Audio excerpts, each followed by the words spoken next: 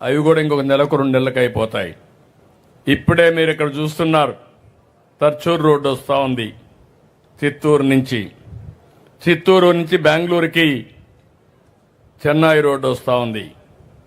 ఆ రోడ్డు వస్తే ఏవైతే గేట్లు కూడా ఎక్కడెక్కడ పెట్టకుండా యాక్సెస్ సెంటర్లు పెట్టి ఒక్కొక్క నియోజకవర్గం ఒక దగ్గర పెట్టి ఇక్కడి నుంచి నేరుగా చెన్నైకి పోవాలంటే ఇప్పుడు 2 గంటలు 3 గంటలు పడుతుంది. రేపు ఒక 50 నిమిషాలు వెళ్ళిపోయే పరిస్థితి వస్తుంది. తిరుపతి కంటే ముందే వెళ్ళిపోతారు మీరు. అలాంటి రోడ్డు 4 లేన్ రోడ్డు, అదే మరి డబల్ లేన్ కింద పెట్టి బ్రహ్మాండంగా వస్తే కాన్స్టిట్యున్సీ రోడ్లు చూస్తే నడవలేని పరిస్థితి వస్తే ఏమనాలి నేను అడుగుతున్నా. అందుకని అవన్నీ కూడా ఇప్పుడు రిపేర్లు చేపిస్తున్నాం. ఇవన్నీ ముందుకు తీసుకుపోతామని చెప్పి కూడా నేను మీకు తెలియజేస్తున్నా. ఈరోజు ఇంకొక పక్కన మీరు ఒకసారి చూస్తే ఉద్యోగస్తులు కూడా ఒకప్పుడు జీతాలు వచ్చేటివి కాదు. ఈరోజు మీకు కూడా 1వ తారీఖున పింఛన్దారులకు కానీ ఉద్యోగస్తులకు కానీ సకాలంలో ఇచ్చే పరిస్థితికి వచ్చాం. 8 నెలల్లో వెళ్లి పెట్టిన బకాయిలు 24,000 కోట్ల రూపాయలు తీర్చే పరిస్థితికి వచ్చాం. ఇవన్నీ చేసి మళ్ళా బడ్జెట్లో ఈరోజు కేటాయింపులు మీరే చూశారు. నేను ఒకటే చెప్తున్నా, ఇప్పుడిప్పుడే నిలదొక్కుంటున్నాం, ఇంకా స్పీడ్ వేస్తాం. తప్పకుండా మళ్లీ మీరందరూ మెచ్చుకునే మెరుగైన పాలనిచ్చే బాధ్యత మాదే అని మీ అందరికీ హామీ ఇస్తున్నా. ఈసారి బడ్జెట్లో మీరు చూస్తే ఎస్సీలకి బీసీలకి అన్నదాతకి ఎక్కువ ప్రాధాన్యత ఇచ్చాం. నేను ఒక మాట చెప్పాను, మా ఆడబిడ్డలందరికీ ఇప్పుడే మీరు చూస్తే డిఎస్సీ పెట్టి చదువుకున్న విద్యార్థులందరికీ ఉపాధ్యాయ పోస్టులు జూన్ లోపలనే ఫిలప్ చేసి స్కూలు తెరిసే లోపల వాళ్లకు పోస్టింగ్స్ ఇప్పించే బాధ్యత నాదని మీ అందరికీ హామీ ఇస్తున్నా. ఇది కంప్లీట్ చేస్తాం. ఇంకో పక్క పెన్షన్లు పెంచాం, సుజావుగా ఇస్తాం. అన్నా క్యాంటీన్లు పెట్టాం. 5 రూపాయలకే పేదవాళ్లకు అన్నం పెట్టే కార్యక్రమానికి శ్రీకారం చుట్టాం. మీ జీడి నెల్లూరులో కూడా ఒక అన్నా క్యాంటీన్ పెడతాం. అన్ని నియోజకవర్గాల్లో పెడతాం, ఇక్కడ కూడా పెడతాం.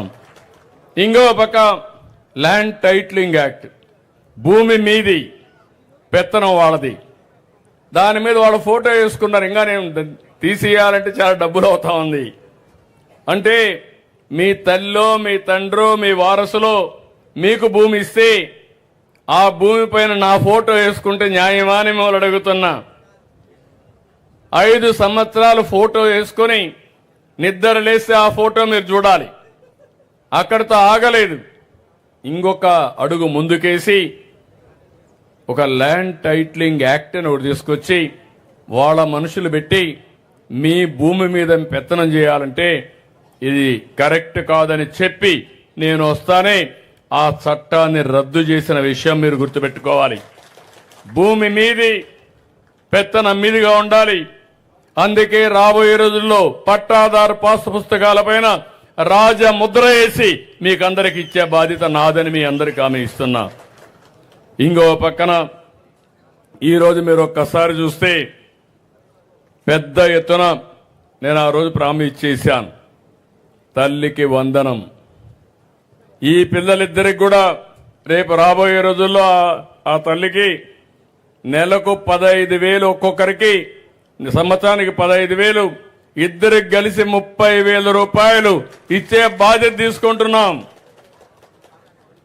ఎంతమంది పిల్లలుంటే అంతమంది పిల్లలకి 15,000 ఇస్తా. ఎందుకంటే మీరందరూ కూడా గుర్తుపెట్టుకోవాలి, జనాభా కూడా తగ్గిపోతా ఉంది. మీరందరూ కూడా 2 కంటే ఎక్కువ మంది పిల్లలు కనాలి, లేకపోతే పిల్లలు లేని పరిస్థితి వస్తూ ఉంది. ప్రపంచం మొత్తం ముసలి వాళ్ళు అయిపోతున్నారు, పిల్లలు లేరు, వాళ్ళని చూసుకోవాలంటే మనుషులు లేరు, డాక్టర్లు కూడా లేని పరిస్థితి వస్తూ ఉంది. అందుకని నేను ముందుగా ఆలోచించి ఇంట్లో ఎంతమంది పిల్లలుంటే అంతమందికి 15,000 ఇస్తే మీకు కష్టం లేకుండా ఆ పిల్లల్ని పైకి తీసుకొచ్చే బాధ్యత ప్రభుత్వం తీసుకుంటాం. మీరు కూడా ఈ పిల్లలు ఎవరు కంటారు, ఎవరు పెంచుతారు, లేకుంటే ఆ బాధ్యత లేని తల్లిదండ్రుల వారికి కాకుండా బాధ్యత కలిగిన పౌరులుగా తల్లిదండ్రులుగా 2-3 పిల్లలైనా పర్వాలేదు, పిల్లలే మన ఆస్తి. వాళ్లే భావితరాలకు జాతికి కూడా పెద్ద ఆస్తి అని చెప్పి కూడా నేను మీకు తెలియజేస్తున్నా. మే నెలలో ప్రతి ఒక్కరికి కూడా తల్లికి వందనం కింద డబ్బులు ఇస్తాను. అదే కాదు, రైతుకు చెప్పాం 20,000 ఇస్తామని. అన్నదాత కింద రైతులందరికీ 6,000 రూపాయలు గవర్నమెంట్ ఆఫ్ ఇండియా ఇస్తుంది. మనం ఒక 14,000 ఇస్తాం. 2 కలిపి 3 విడతల్లో పూర్తిగా మీకు డబ్బులు వేసే బాధ్యత ఈ ప్రభుత్వం తీసుకుంటాం. ఈ రోజే మీరు చూశారు, ఎన్ని రోజులైంది డ్రిప్ చూసి మీరు అడుగుతున్నా. 5 ఏళ్లలో డ్రిప్ కనపడిందా మీకు? డ్రిప్ లేదు. రైతులకు ఆధునిక పనిముట్లు లేవు. వ్యవసాయం మీద శ్రద్ధ లేదు. పాడి పరిశ్రమ పైన శ్రద్ధ లేదు. ఇప్పుడు ఒక్కొక్కటి అవన్నీ కూడా చేసుకుంటా వస్తున్నాం. అన్నదాతని పూర్తిగా ఆదుకునే బాధ్యత ఈ ప్రభుత్వాన్ని. మత్స్యకారులకు కూడా హామీ ఇచ్చాను. వాళ్ళకు కూడా వేటకు పోయే సమయంలో సముద్రం పైన హాలిడే డిక్లేర్ చేస్తారు. అలాంటప్పుడు వారికి దగ్గర 20,000 రూపాయలు కుటుంబానికి ఇస్తానని చెప్పాను. అవి కూడా ఇస్తున్నామని చెప్పి కూడా నేను మీకు తెలియజేస్తున్నాను. ఇలాంటి నిన్నే బడ్జెట్లో ఇవన్నీ పెట్టి నేను ఒక స్పష్టంగా హామీ ఇస్తే ఇంకా కొంతమంది మాట్లాడుతున్నారు. నేను ఆషామాషిగా చెప్పను. ఏ పని చేసినా వాస్తవాలన్నీ మీకే చెప్తా. నా వల్ల కాదంటే కాదని చెప్తా.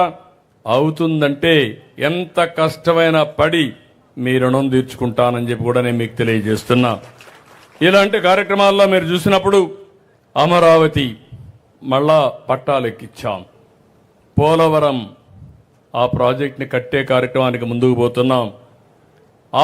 ఇప్పటికే చూస్తే 6,50,000 కోట్ల రూపాయలు పెట్టుబడులు వచ్చాయి. ఈ పూర్తయితే 5 లక్షల మందికి ఉద్యోగాలు వస్తాయి.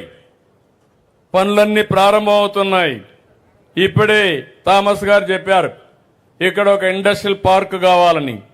నేను మొట్టమొదటిసారిగా చెప్పాను, కలెక్టర్కి చెప్పాను. ఎక్కడైతే ఈ యాక్సెస్ ఉందో కాన్స్టిట్యూన్సీ చూసుకొని ఒక 2,000 ఎకరాలు పెద్ద ఇండస్ట్రియల్ పార్క్ పెట్టి ఎక్కడెక్కడ వస్తారో వాళ్ళందరితో నేను మాట్లాడతా. 40 నిమిషాల్లో చెన్నైకి వెళ్ళిపోవచ్చు. ఎవరన్నా బెంగళూరు నుంచి వస్తే 1.5 అవర్లో బెంగళూరు నుంచి నేరుగడికి వచ్చేయచ్చు. యాక్సెస్ రోడ్లో వస్తే, ఎక్స్ప్రెస్ రోడ్లో వస్తే 1.5-2 అవర్స్ కంటే ఎక్కువ టైం పడదు. 1.5 అవర్కే వచ్చేసే పరిస్థితి వస్తుంది. కాబట్టి ఇక్కడ పెట్టి ఇక్కడ మీకు కూడా చెప్తున్నా, ఇంటికి ఒక పారిశ్రామికవేత్తను తయారు చేయాలని. ఇప్పుడే నేను ఒక రైతును చూశాను. ఇక్కడ మ్యాంగో పండిస్తాడు. మామిడి తోట ఉంది. మామిడి తోట నుంచి 1 కోటి రూపాయలు ఖర్చు పెట్టి అక్కడి నుంచి వాల్యూ అడిషన్ చేసే పరిస్థితికి వచ్చాడు. అంటే 3 ఇంతలు రేట్ వస్తా ఉంది. ఇక్కడే ఒక ఊర్లో చెరుకు వేస్తే ఆ చెరుకు కూడా ఆర్గానిక్ వేస్తే 2.5 రెట్లు ఆదాయం పెరుగుతా ఉంది. అంటే రాను రాను వినూత్నమైన కార్యక్రమాలకు శ్రీకారం చుట్టే పరిస్థితికి వచ్చాం. అందుకే నేను మిమ్మల్ని అందరినీ కోరుతున్నా, ఈ ప్రాంతంలో మీరందరూ కూడా దీన్ని ఏ విధంగా తీసుకుపోవాలో మీరు వర్కౌట్ చేయండి. కరెంటు విషయంలో కూడా మీకు చెప్తున్నా, రేపు రాబోయే రోజుల్లో ఒకప్పుడు కరెంట్ ఎక్కడి నుంచి వస్తుందో ఎవరికి తెలియదు. ఈరోజు మీ ఇంటిపైనే మీరు కరెంటు తయారు చేసుకునే పరిస్థితికి వచ్చారు. పేదవాళ్ళందరికీ ఉచితంగా ఇస్తా అన్నాను. ఎవరైతే ఎస్సీలు ఎస్టీలు ఉంటారో వాళ్ళందరికీ నేనే డబ్బులు పెడతా. 2 కిలోవాట్లు ఇస్తా. 240 యూనిట్లు కరెంట్ ఉత్పత్తి చేసుకుంటారు. ఒక 150 వాడుకుంటే ఒక 100 గ్రిడ్కి ఇస్తే దానికి ₹2.09 చొప్పున మళ్ళా నీకు డబ్బులు ఇస్తా. ఇంటిపైన పెట్టుకున్న దానికి మీరు వాడుకున్న కరెంటు కాకుండా మీకు తిరిగి ఆదాయం వచ్చే పరిస్థితి వస్తుంది. ఇలాంటి ఒకవేళ కానీ డే టైం కరెంట్ వస్తే, రాత్రిలో కరెంట్ లేకపోతే మీరు గ్రిడ్కి ఇచ్చేస్తే మీ మీటర్ నుంచి మళ్ళా మీరు తీసుకునే వెసులుబాటు ఇస్తున్నా. 24 గంటల్లో మీరు ఎప్పుడైనా కరెంటు తీసుకోవచ్చు. మీ ఇంటిపైన కరెంటు ఉత్పత్తి చేయొచ్చు. ఎంత కరెంటు ఇచ్చారు, ఎంత తీసుకున్నారో చూసుకుని నెట్ మీటరింగ్ ద్వారా మీకు డబ్బులు ఇచ్చే పరిస్థితి తీసుకొస్తామని చెప్పి కూడా నేను మీకు తెలియజేస్తున్నా. ఇలాంటివన్నీ కూడా ఎక్కడికక్కడ ముందుకు తీసుకుపోయే పరిస్థితికి వచ్చాం. ఈరోజు ఇంకొక పక్కన మీరు ఒకసారి చూస్తే రైతులు కూడా హామీ ఇస్తున్న మీరు కూడా ఆలోచించండి. మీకు మోటార్లు ఉన్నాయి, కుసుము కింద ₹1 ఖర్చు పెట్టద్దు. మీరు నేనే డబ్బులు ఇస్తా, ఎంత కరెంట్ ఎంత పెట్టుకుంటారో పెట్టుకోండి. పెట్టుకున్న తర్వాత మీరు కరెంట్ ఉత్పత్తి చేసి మీరు మిషన్ ఆన్ చేయండి. ఒకవేళ కరెంటు ఉత్పత్తి కానప్పుడు ఏదైనా కానీ క్లౌడ్స్ ఉంటే మబ్బులుంటే ఆ సమయంలో మీరు చెప్పండి, నేను కరెంట్ ఇస్తా, మీరు ఉత్పత్తి చేసినప్పుడు మళ్ళా మేము తీసుకుంటాం. రెండో విషయం, మీరు కరెంట్ ఉత్పత్తి చేసి మీ ఇంటికి కూడా మీరు కరెంటు పెట్టుకోండి. జల్సాగా మీ పంప్ సెట్ నుంచి కరెంట్ ఇంటికి వస్తే అది కూడా మీరు ఆడుకోండి, ఏసీలు పెట్టుకోండి, నాకేం బాధ లేదు. అది రైతులందరూ కూడా ముందుగా ఆలోచించి ముందుకు రావాలి. మీరు ఆ పని కూడా చేసుకోవాలి. మీరు కరెంట్ ఉత్పత్తి చేసే పరిస్థితి రావాలి.